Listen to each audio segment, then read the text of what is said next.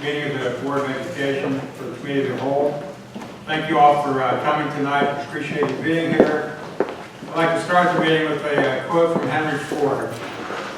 He said that coming together is a beginning, keeping together is progress, and working together is success.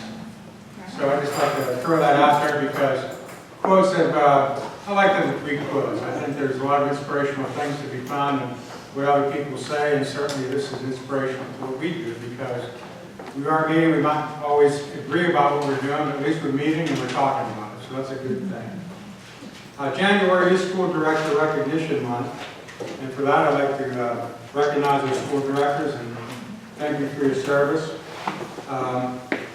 We did have an executive session at 6:30 to discuss some personnel and legal issues, and now we'd like to get going with the roll call. Mr. Hosta, please.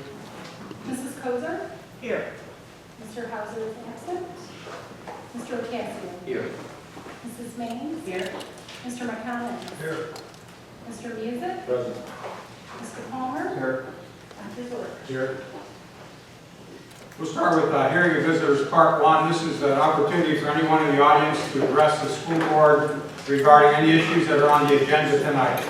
We ask if you would do that to please state your name, your address, and we'd like to limit people to about 5 minutes. If there's any other things that need to be talked about, we reserve some time at the end of the meeting for hearing of visitors, part two, and those are issues that are not on the agenda for tonight. Yes, sir. Andy Repko, 4050 State Route 982. I see Mr. Obardo has resigned and moved on to other things, and you have a replacement for him already. I was just wondering what the process was to fill that spot, because I didn't see anything in the paper or anything. Just curiosity. Want to answer that? Yeah, the board considered the applications that had come in, and they chose the applicant that they felt would best serve in that role. Considerations that played into it was a long-time knowledge of Mrs. Saraf, who is the applicant who was chosen, and also the fact that Mrs. Saraf had chosen to run for office when the seat was open, and that she had been the next highest vote getter who did not actually win. So those were the considerations, as well as her character, her knowledge, her background, and the knowledge that the board had of her. Okay, thank you. Sure. Anyone else? Okay.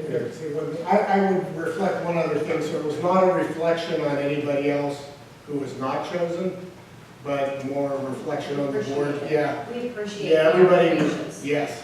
It's more just a reflection on the fact that the board was well acquainted with Mrs. Saraf and with her qualifications, and the fact that she had run for office and was the next highest vote getter. Okay. Anybody else? All right, we'll get started here. I'm sorry.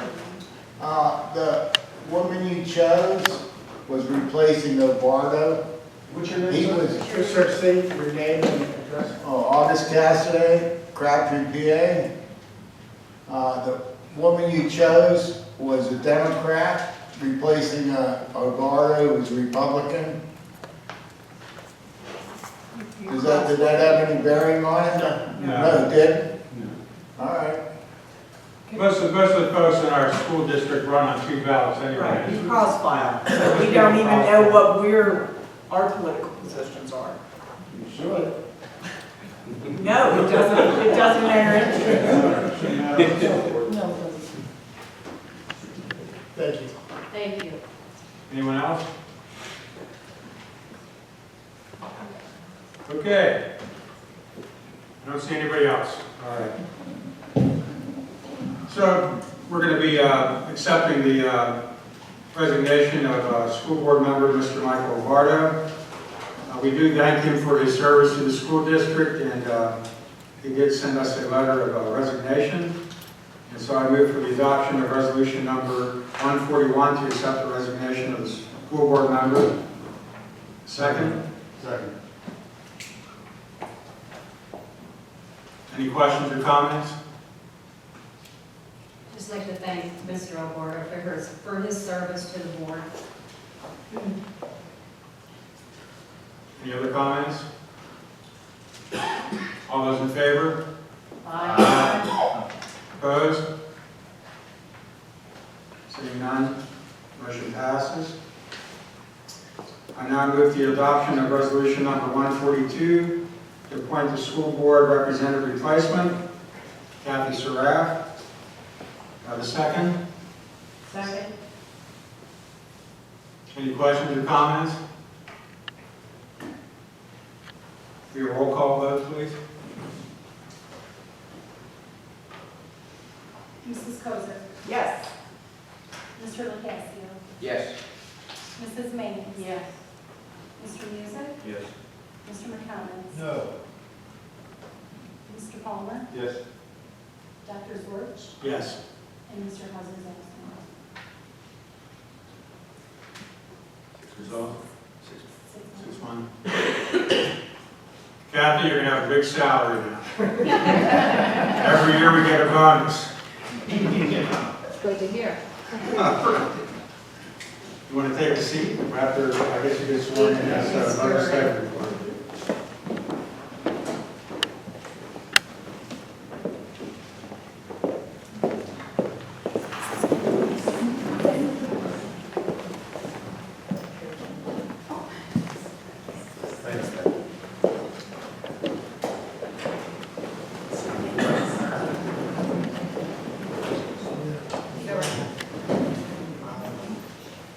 Mrs. Surratt, it's my pleasure to administer the oath of office to you. Would you raise your right hand, please?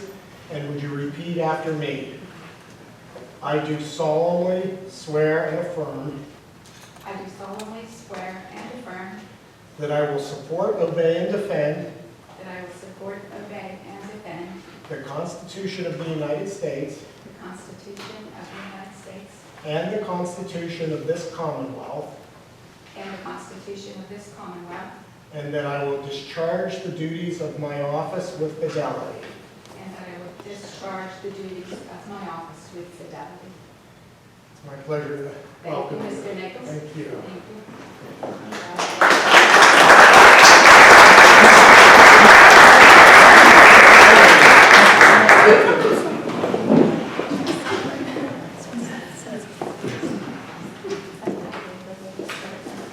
Okay, welcome. Thank you. Welcome. Congratulations. Thank you.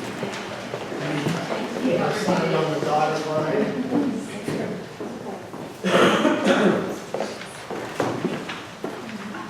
Okay, when's it? Sign. Okay.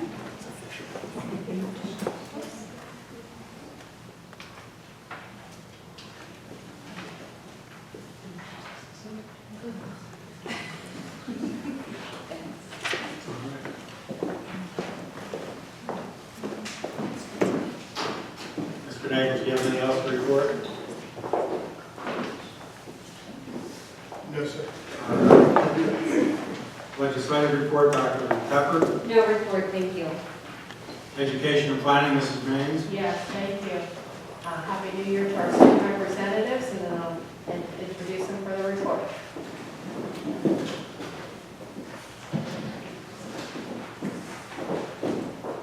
We would first like to start by thanking the school board on behalf of the student body for all that they do for our district, as it is School Board Appreciation Month. So thank you for all that you do. Thanks. There's not a lot going on in the junior high as far as activities and events go in the month of January. On January 17th, there will be a crime scene investigator career speaker during Wildcat Time, however, in the junior high. And on January 24th, there will be a game commissioner career speaker during Wildcat Time. On January 23rd, 7th grade directions program will meet with the Greater Latrobe Laurel Valley Community Chamber of Commerce Economic Education Committee. In the senior high, students attended Invention Land with Mrs. Butler to present their final projects of the semester on January 9th. There will be a driver education informational parent meeting in the auditorium on January 15th at 7:00 p.m. And on January 16th, there will be the first Breakfast of Champions of the New Year in the CSC at 7:30 a.m. Unfortunately, student council's Polo Palooza has been canceled this year due to lack of student interest. It's not for seniors, because we're not going to this year, but. Starting at LES, PTO will be sponsoring a skating party at Litchfield Skating Rink for grades 4 to 6 on January 16th, and there will be another one on January 22nd for grades K to 3. And at Bagley, they will be hosting a 4th grade Mosaic concert on February 5th, or music concert, sorry. This is the new event for 4th graders to perform numerous musical numbers featuring all the instruments that they've learned this far in the school year. Then over at Mountain View, Officer Durkin K-9 Zeus visited the 3rd grade students on January 17th as a special guest. At the time, the students were reading a book about a police officer and his K-9. The book was called Arrow and Officer Mike. And this was just a fitting guest appearance for the students because they got to make real-life connections with what they were learning in the classroom. And finally, the Pittsburgh CLO will be performing the musical Pioneers of Flight at Mountain View on January 22nd, and they'll be at LES on January 23rd, and their last stop will be at Bagley on January 24th. There will also be a meeting for incoming kindergarten parents up here at the high school auditorium on February 3rd. That's all. Thank you. Thank you. Thank you.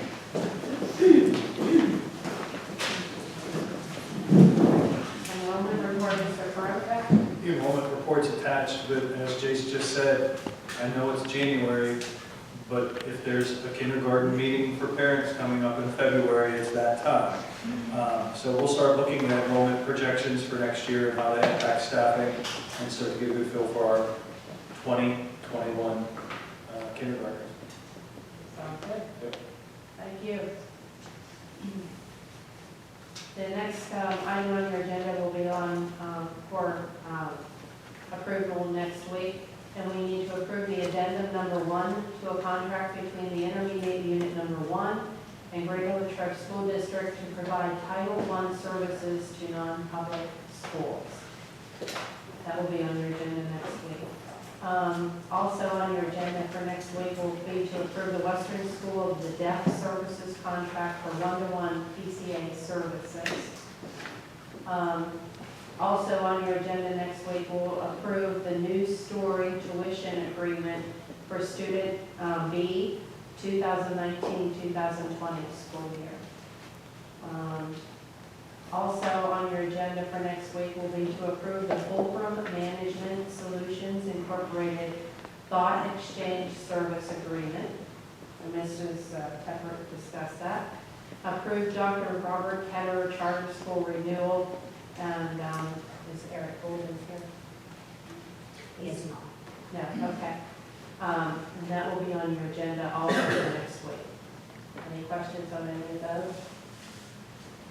Okay, the curriculum committee meeting will be held next Tuesday, January 21st, here at 5:30 p.m. here in the CSC. That's all I have, Dr. Zerk. I'd just like to add about the charter school, since Mrs. Manager there, Mrs. Kozar, Mr. Hauser, and myself, Dr. Tepper, Mrs. Panes, Sarah, she was there, and Eugene. We had a great meeting with those guys. They toured us around the charter school, and they really do provide a service for not only our community, but actually the whole state, the tri-state area. But they do reserve places in their school for students in Latrobe School District and surrounding school districts that we frankly can't take care of, can't meet their needs. And they really do seem to be doing a great job for their students. And I think it offers our school district a tremendous support, especially when you look at certain things like we have to send students away for different types of learning because we can't manage in our school district for whatever needs they have, whether it's emotional or physical. Just as an example would be the new story tuition agreement for a student, which unfortunately we can't manage in our school district and the charter school can't, but an expense that is way greater than what the charter school provides, I think, for our community. So they really do provide a tremendous service for our students, and they're really providing a good education. It was a good experience to go down and see it. I remember when I first got on the school board about 20 years ago, I think the charter school was just coming into existence at that time. And myself and Mr. Brewer, who was on the board at the time, have gone down there and toured the place. It's unbelievable how much they've expanded and what they've added. Facilities are tremendous. They provide a wonderful thing for these kids that really do need extra help. And we're fortunate that they do that. And the thing that was good for me to see was how many of the kids actually do well when they come out of that environment. They've improved. So we're not throwing money at bad, we're throwing money at good things. And some of these kids who otherwise wouldn't have a chance might get lost and not do well, have an opportunity to turn it around and move on with their life. And how much support they get. Yeah, The amount of support they get is incredible. it's really a good thing. We're fortunate to have something as good as that community we have. Mr. President, would you like to do finances, Mr. Auditor? Oh, thank you, Dr. Sarge. Next week, we'll have on the agenda approval of the treasurer's report, the payment of bills, to approve the local audit report for Corner Water Repair. And I'm guessing we're going to discuss that with us this evening. They're present tonight, so Bart and Rob, if you come up to the podium. Good evening. Okay, so the audit and the financial reports were submitted to PDE before the December 31st deadline. And you should have paper copies of the audit in front of you. On pages 3 to 5 is the independent auditor's report. And this report really outlines our responsibility under the audit versus your responsibility. The school district's responsibility is to prepare the financial statements and ensure that they're correct in accordance with generally accepted accounting principles. And Mr. Watson and his staff do that, and then luckily we're able to audit it. This audit opinion is an unmodified opinion, which means it's your standard clean opinion. So this is the best opinion that you can get. Now, pages 6 through 14 is your management's discussion and analysis. And this is a management prepared document. It is unaudited, but we do look at it and make sure that it ties with all of the information in the audit. If you look at page 11 in your report, you'll see that Mr. Watson does a pie chart, and it breaks down your revenues versus your expenses. And of course, you see all of your budgets and you see all of that, but this is a nice little summary. You can see by percentage where all of your revenues come from and where you're expending it. So this is just a very useful kind of tool. And the management's discussion and analysis is intended to be in layman's terms. So it's intended to be able to give you a synopsis of what happened during the year, and most people should be able to understand it. So good luck with that. I have staff who say, I can't do this. And then pages 15, 16 are your government-wide financial statements, and these are your full accrual financial statements. These financial statements include all of your long-term assets and liabilities and the effect on your income statement for all of those assets and liabilities. Normally, from a government standpoint, it doesn't come into play a whole lot with your budgeting and such, but it's required to be reported. Pages 17 through 26 are your financial statements at the modified accrual basis, or in the case of your cafeteria, the full accrual basis, but this is really what you're used to seeing from a budget standpoint. So from your standpoint, the most useful schedules in your report are going to be in that pages 17 through 26. Pages 27 through 65 keep growing. We can't help it. The pension notes are now huge. You now have, I have a pension note, you have 2 other post-employment benefit notes, and those include your post-employment health insurance. You have one for the PACERS portion of the pension premium assistance that your employees receive, plus then, of course, the school district portion. So they just keep growing and growing and growing. And then, of course, then we also have required supplementary information that outlines all of the contributions and the actuarial calculations and all of that, those are all in pages 69 through 72, so those are fun also. On pages 74 to 75 is your internal control and compliance report at the financial statement level for government auditing standards.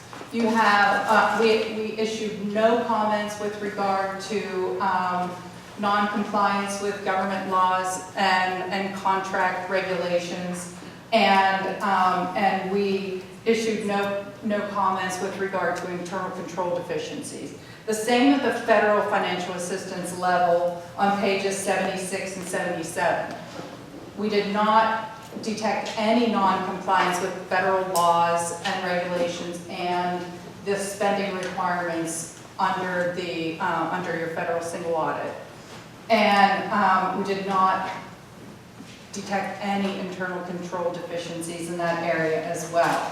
So all of those schedule of findings and question costs are recapped on page 81. So if you're ever looking at a single audit, you're going to want to go directly there. It recaps the results of the audit.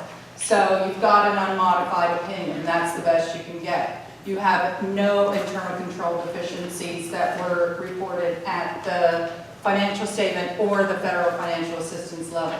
You have no non-compliance with contracts and laws and regulations. These are all things that are super important and are not obtained easily. That a lot of work goes into that at the school district level, so you can be commended on that. That is not the norm across audit. So that is essentially a recap of the audit.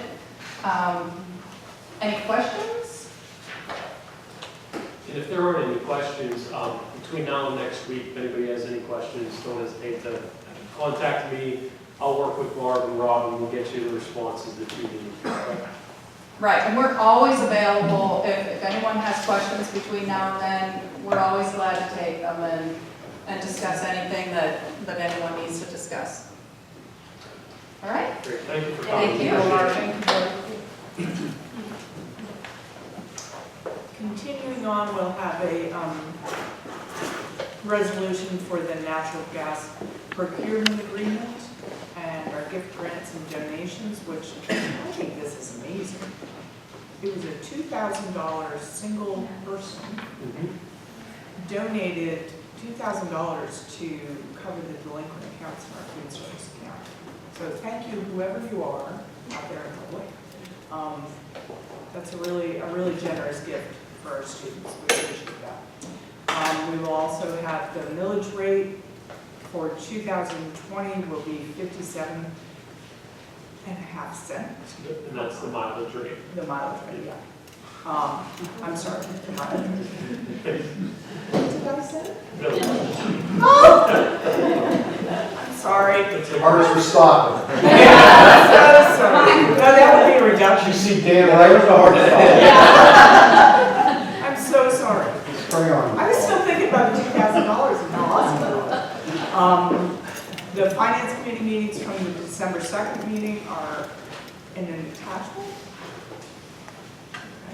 And our next finance committee meeting we held one previous to this meeting this evening, and our next one will be February 11th at 5:30 at Senior High School Library classroom. That completes my report. Sorry. So sorry. I ask you guys a question here about, for something on TV not too long ago about kids that can't pay for their lunch. It was pretty damning, actually, what they were doing to some of these kids. They were embarrassing them and giving them things that weren't nutritious and stuff like that. What is our policy and what do we do just so the community knows? But lunch shaming is against the law. Right. We do not lunch shame. Mr. Watson, I don't know if you want to talk about the procedure. Yeah, well, basically, we never deny a child a meal. But what we try to do is we try to encourage families that meet the requirements for free and reduced, that are eligible for free and reduced lunches, to complete applications so that we can help to get subsidized, offset some of those costs that they can't afford to pay for their lunches.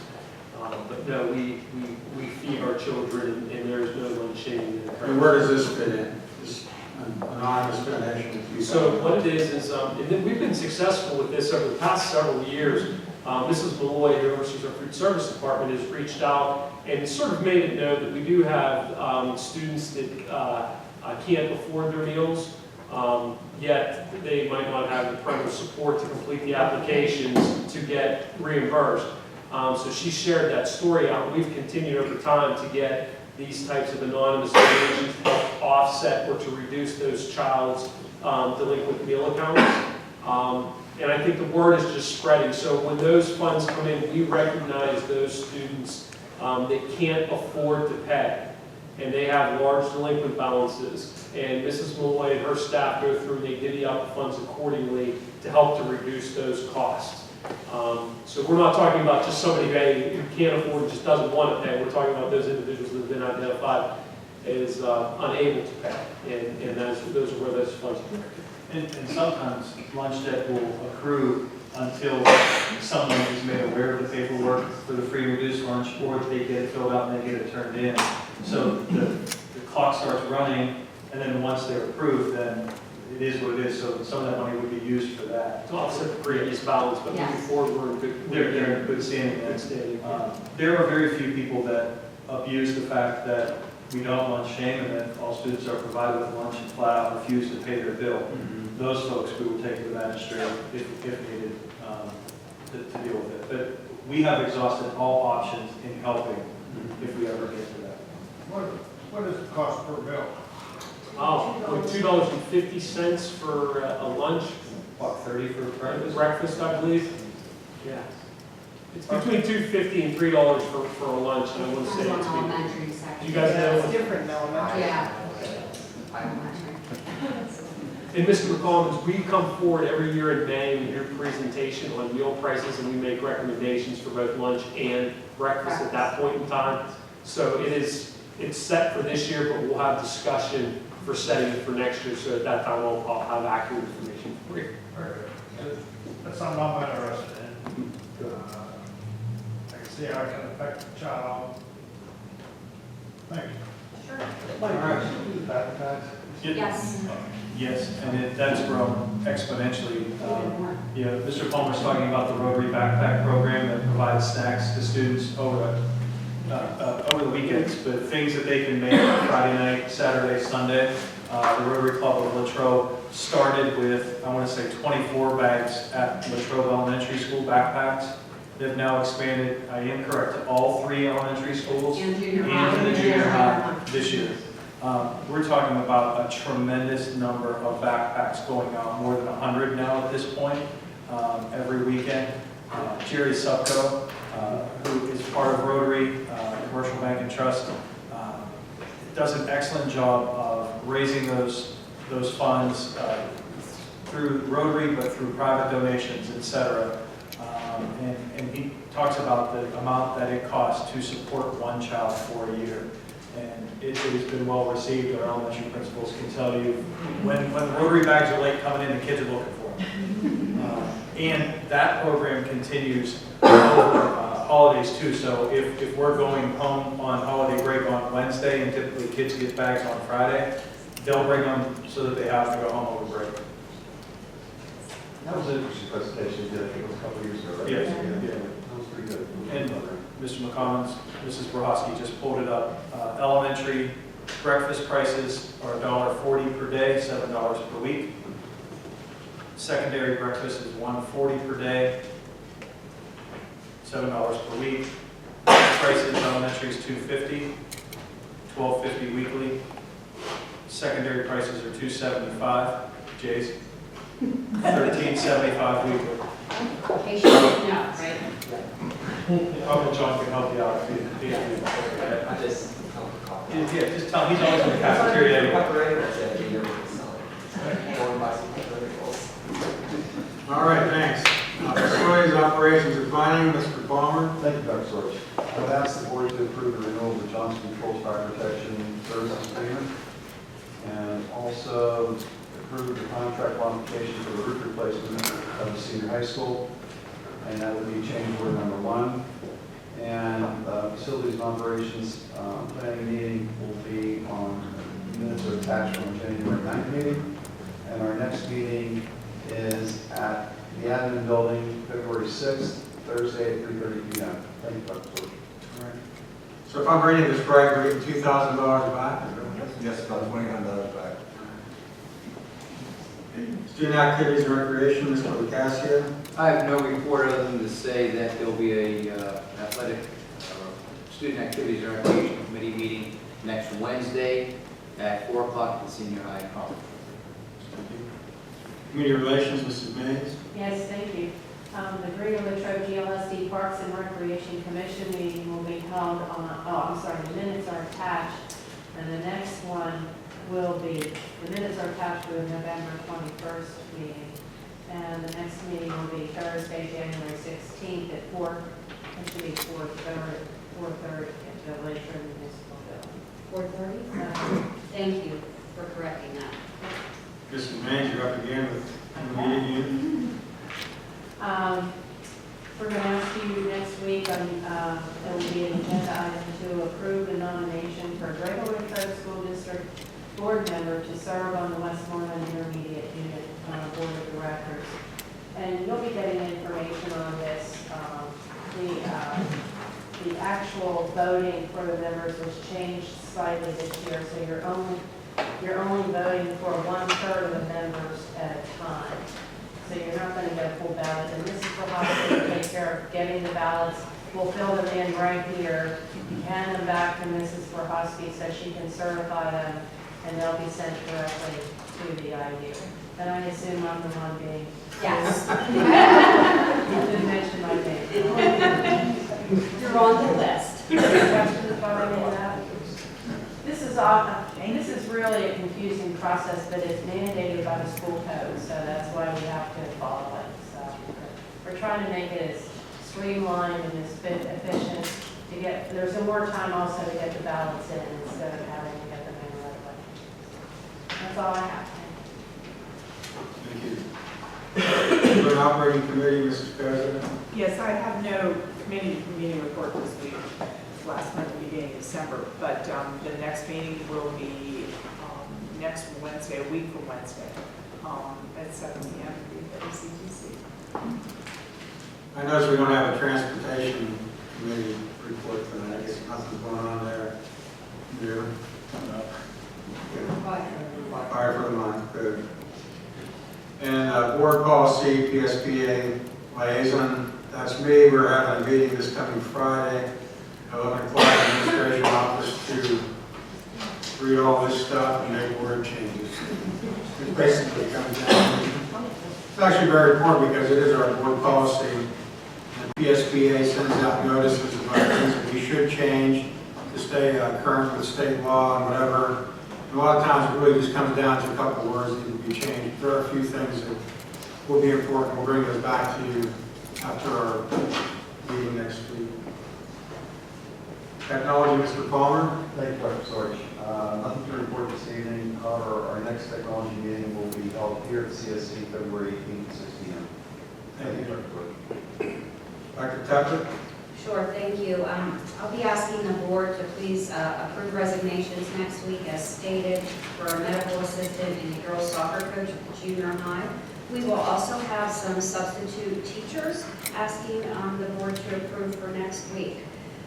As far as classified appointments, we will be asking for the board to approve a substitute food service individual as well as a curriculum and software services assistant position and a custodian as well.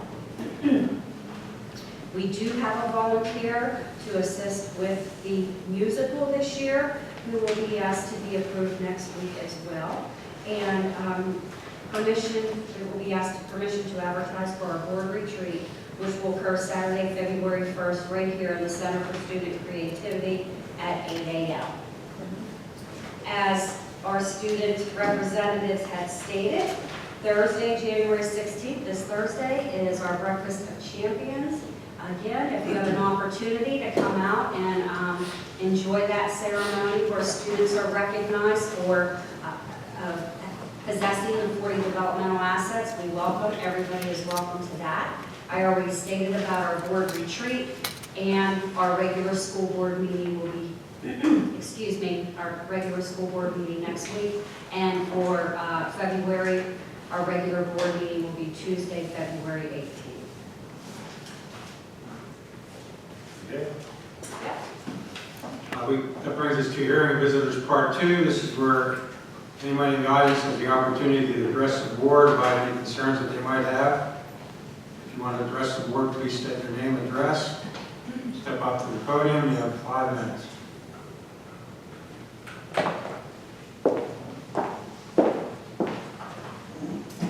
Vicky Sargent, 115 Windswept Drive in Latrobe. I represent Kennemetal and the Young Engineers Program. Yesterday we graduated a class of 22 students from Greater Latrobe and 13 students from Greensburg Salem. This is the 9th year that the Greater Latrobe School has participated with juniors and seniors taking the class as an elective. And I would just like to address the board and commend the students on their conduct throughout the semester and their engagement. You know how wonderful your students are. You work with them in many different programs, but they reflect very well in the community and with your business partners. And I just wanted to share that with you. Thank you. If I could just comment on that, the graduation yesterday was awesome, but Vicky is so integral in that Young Engineers Program. 9 years ago, 10 years ago, we sat at the table with the idea of actually having our students participate with Kennemetal engineers and innovators, and to have that opportunity for our students in our backyard is phenomenal. Several parents came out to see the projects. We had the teams present. Each team had a lead captain on the team per se, and it's just always a remarkable experience to see what these students do as far as problem solving. When we talk about problem solving, critical thinking, collaboration, teamwork, and leadership, all of those skills that are needed for careers in the 21st century are utilized in that class and learned in that class. So we thank you and all of your employees at Kennemetal who assist with that mission. Thank you. Thank you very much. Anyone else? Scott Baxter from Latrobe, PA. I just want to thank all of our school board members for all the hard work you guys put in. A lot of the community members don't realize that it's all volunteer, and you're doing this for the love of your community, the love of your school and the kids. I appreciate it. Thank you.